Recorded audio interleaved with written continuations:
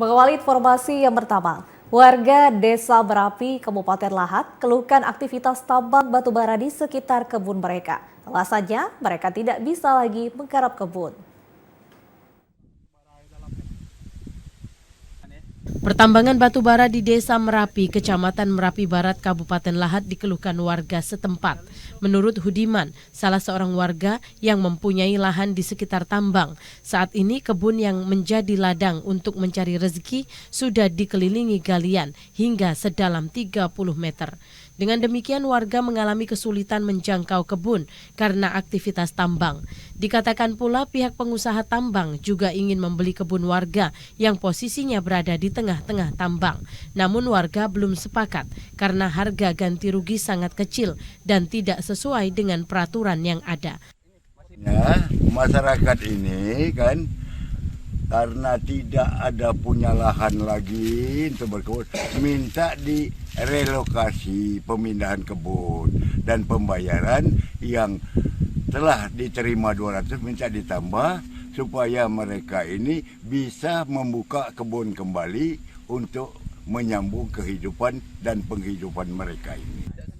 Sementara itu Sujoko Bagus, pengacara warga berharap pihak pengusaha tambang bisa mengevaluasi kembali nilai ganti rugi agar sesuai dengan peraturan. Pada dasarnya warga mau menjual tanah mereka namun harga yang pantas. Kebun mereka ini mau dieksploitasi, mau ditambang, tetapi ganti ruginya tidak sesuai dengan aturan yang ada. Saat ini sekarang posisinya dia mau ke kebun susah. Ini seperti pulau saja dibuatnya oleh pihak tambang. Jadi ini sudah hampir 30 meter ke dalam. Jadi mereka mau akses ke kebun mereka sudah susah. Kenapa? Selama ini mereka udah puluhan tahun, udah bertahun-tahun ini lahan inilah menjadi milik mereka untuk makan sehari-hari, untuk kehidupan masyarakat, untuk kehidupan mereka. Warga Desa Merapi, Kecamatan Merapi Barat, Kabupaten Lahat, kebanyakan berkebun kopi, karet, dan pisang. Dengan lokasi kebun berada di tengah areal pertambangan, mereka menilai tanaman tidak akan produktif lagi. Rivaldo Putrawansyah, TVRI Sumsel melaporkan.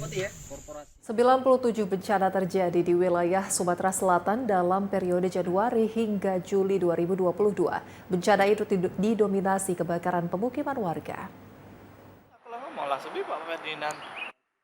Badan Penanggulangan Bencana Daerah Sumatera Selatan mencatat, peristiwa bencana yang terjadi di wilayah Sumsel sepanjang tahun 2022 ini didominasi kebakaran di pemukiman warga yang tercatat 36 kejadian.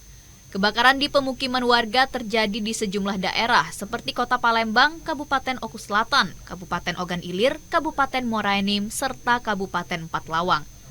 Sementara untuk faktor penyebab terjadinya kebakaran di pemukiman warga tak lain karena kelalaian dari masyarakat itu sendiri. Sampai dengan bulan Agustus akhir ini untuk rata-rata kejadian di Provinsi Sumatera Selatan boleh dibilang ini ada penurunan ya. Jadi kalau sampai akhir tahun kemarin itu 200 kali kejadian.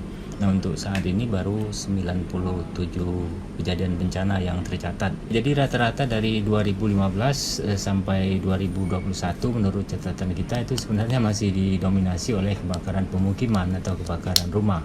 Kalau untuk bencana kebakaran kan diklasifikasikan sebagai bencana sosial. Kalau bencana sosial ada unsur kelalaian.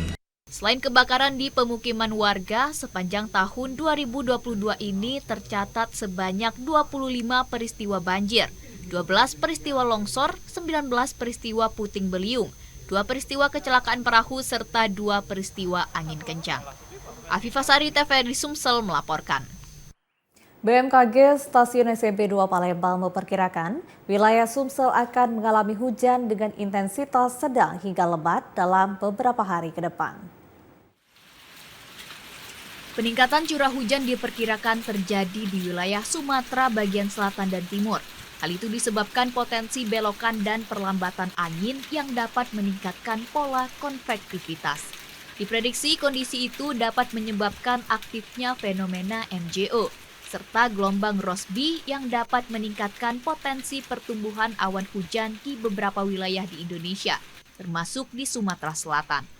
Prakirawan BMKG Stasiun SMP 2 Palembang Nasrun Husin Simbolon mengatakan, Hujan dengan intensitas sedang hingga lebat akan terjadi dalam beberapa hari ke depan dan terjadi di hampir sebagian besar wilayah Sumsel. Dari pantauan kami, kondisi cuaca di Sumatera Selatan hari ini hingga lusa masih berpotensi hujan dengan intensitas sedang hingga lebat di sebagian besar wilayah Sumatera Selatan. Kondisi hujan di Sumatera Selatan di musim kemarau ini seperti yang disampaikan sebelumnya, adanya La Nina lemah yang diperkirakan hingga akhir 2022 dan juga adanya DMI dan juga diperkirakan hingga akhir 2022. Potensi hujan dapat terjadi pada pagi, siang, sore, hingga malam hari. Untuk itu, masyarakat diimbau agar dapat terus memantau perkembangan cuaca guna menghindari potensi bencana hidrometeorologi yang dapat terjadi. Afifah Sari, TVRI Sumsel melaporkan. Saudara, beragam informasi